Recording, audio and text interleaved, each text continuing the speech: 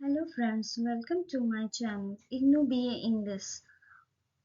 So please like, share and subscribe my channel for more videos.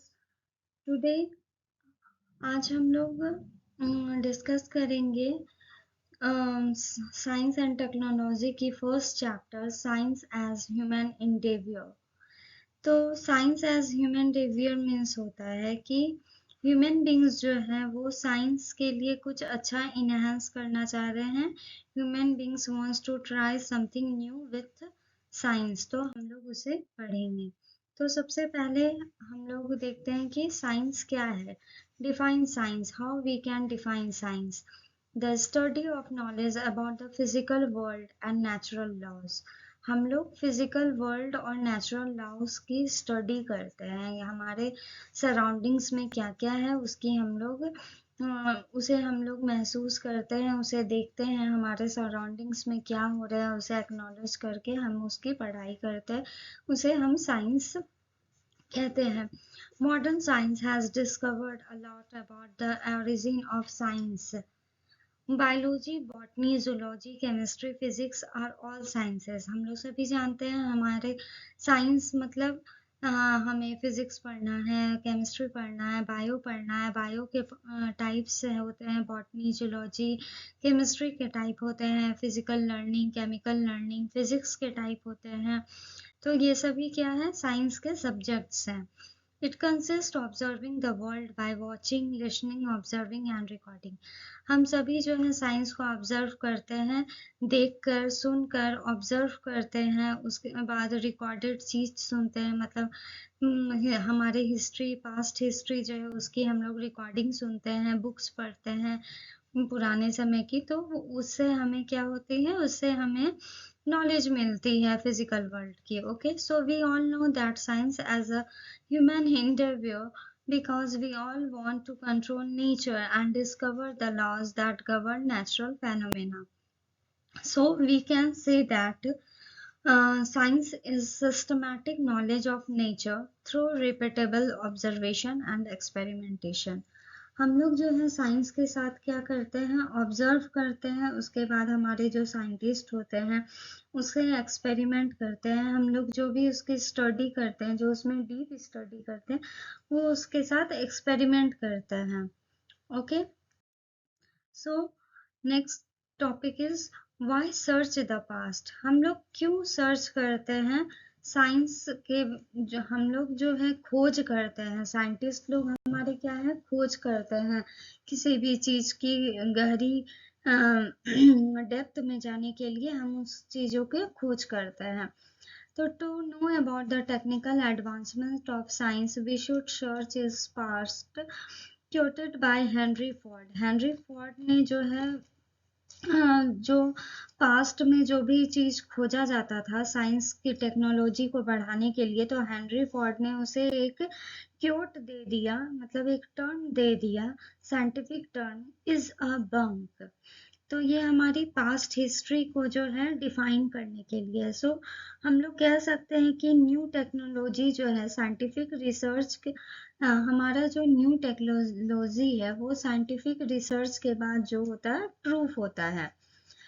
To draw full benefit of science, we should relate it to the social and economic factors. हम लोग जो है science की benefit को देखने के लिए हम लोग उसे क्या करते हैं, सोशल और इकोनॉमिकली हम उसे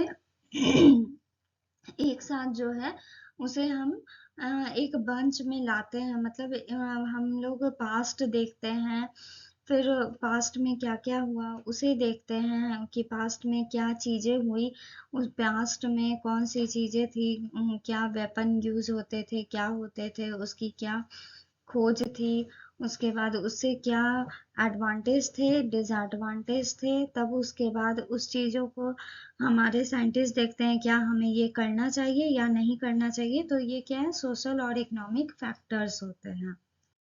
so moving towards the next topic, what is the history of science. हमारा साइंस, हिस्ट्री ऑफ साइंस क्या है।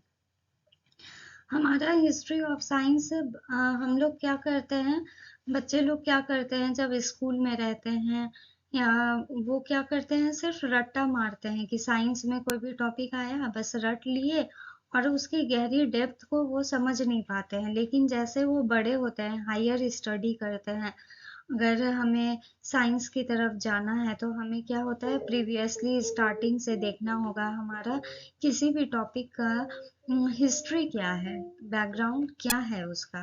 तो हिस्ट्री ऑफ साइंस, हम किसी भी चीज के बैकग्राउंड को देखते हैं, तो उसी तरह साइंस का भी एक बैकग्राउंड है जिसे हम हिस्ट्री डिनोट करते हैं। तो science is a bunk. So history of science is taken by the priest or monks and scientific knowledge was taught in temples and monastery. हम लोग जैसे मंदिर या मस्जिद कहीं भी जाते हैं तो वहाँ पे कुछ जो होती है पास्ट रहती है। जैसे हम कोई भी बहुत पुराने मंदिर जाते हैं तो वहाँ का कुछ हिस्ट्री है। अब जैसे कुछ हिस्ट्री है कि हमारे रामायण महाभारत में लिखा हुआ है कि ये भगवान यहाँ पर आए, तो वहाँ के जो पंडित हैं वो बताते हैं कि यहाँ ऐसे आए थे, ये हुआ था, ये सारी चीजें हुई थी यहाँ पर। तो हम उसमें बहुत ज्यादा क्या हो जाते हैं, डिवोटेड हो जाते हैं, हम लोग बहुत ज्यादा डिवोटी है। So history of science is a story of human life, ये सारी चीजें हमारे ह्यूमन लाइफ से ही रिलेट है। It is a story of human striving in all its failings and strength.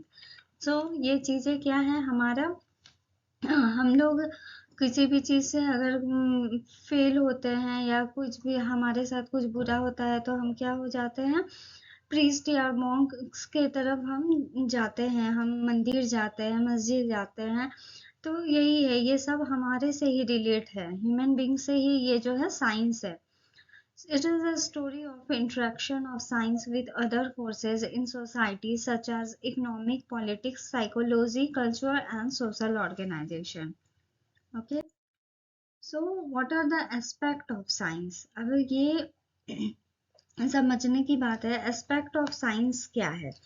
तो एस्पेक्ट ऑफ साइंस क्या है, हमारे ही ह्यूमन एक्टिविटी की जो है डेवलपमेंट जो थी फर्स्ट सिविलाइजेशन में क्या थी, जब जब जो है ह्यूमन बीइंग एग्जिस्ट हुए अर्थ में, तो क्या क्या मतलब एक्सपेक्ट एक्सपेक्ट था, मतलब क्या क्या इस धरती में हुआ, पुराने लोग जो थे उन्होंने क्या किया।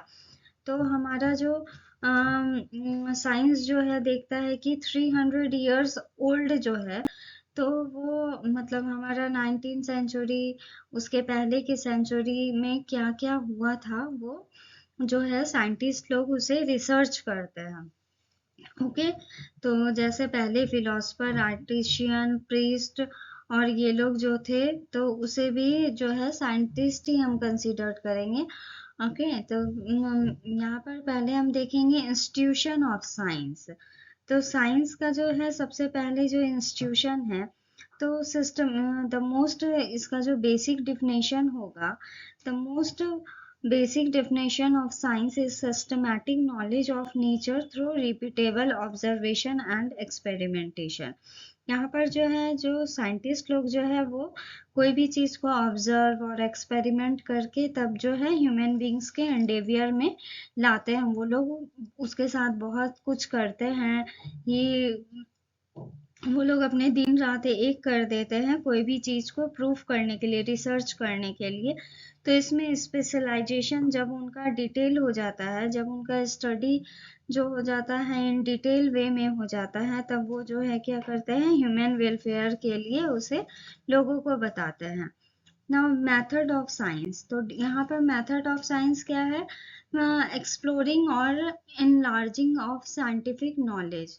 यहाँ पे जो है साइंटिस्ट क्या करते हैं, एक्सप्लोर करते हैं किसी भी चीज को डिफरेंट टेक्निक्स में, डिफरेंट वे में, जो है कोई भी हिस्ट्री ऑफ पास्ट को जो है वो लोग एक्सप्लोर करते हैं। उसके बाद वो लोग उस पर बहुत ज़्यादा मेथड लगाते हैं और उसे ऑब्जर्व करते हैं और डिफरेंट टाइप ऑफ एक्सपेरिमेंट होते हैं, और इसमें उनका मेंटल और प्रैक्टिकल दोनों स्ट्रेंथ लगता है, मेंटली भी और प्रैक्टिकली भी वो लोग बहुत ज़्यादा मेहनत करते हैं साइंटिस्ट लोग। तब उसके बाद जो है वो ह्यूमन एंडेवियर में आता है। नेक्स्ट, ट्रेडिशन और सोशल फंक्शन ऑफ साइंस। तो ट्रेडिशन में क्या हो जाता है, साइंस जो है वो जो है सेक्युलर मैटेरियलिस्टिक में बहुत ज़्यादा ग्रोथ हो रहा है। हम लोग जो है साइंस से ही चारों तरफ से घिरे हुए हैं, और जो साइंटिफिक एक्टिविटीज़ होती है वो एक्सपेरिमेंटेड होती है पास्ट में, और जो पास्ट में हो चुकी है तो वो हो गई, लेकिन वो फ्यूचर में क्या होती है वो चेक्ड होती है, उसके बाद जो है साइंटिफिक रिसर्च वेरीफाइड होती है, उसके बाद जो है वो रिपीट होती रहती है। वो क्या हो रही है, अभी रिपीटेड वे में है। So, science and ideas. Science is not only practical application of thought, but it's also a collection of various types of theories and concept.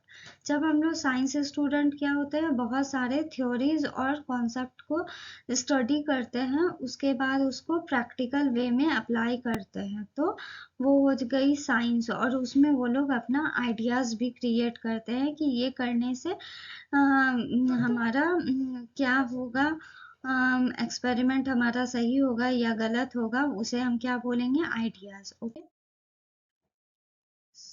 so friends, please like, share and subscribe my channel. Thanks for watching this video, and for more videos please subscribe my channel. Thank you very much.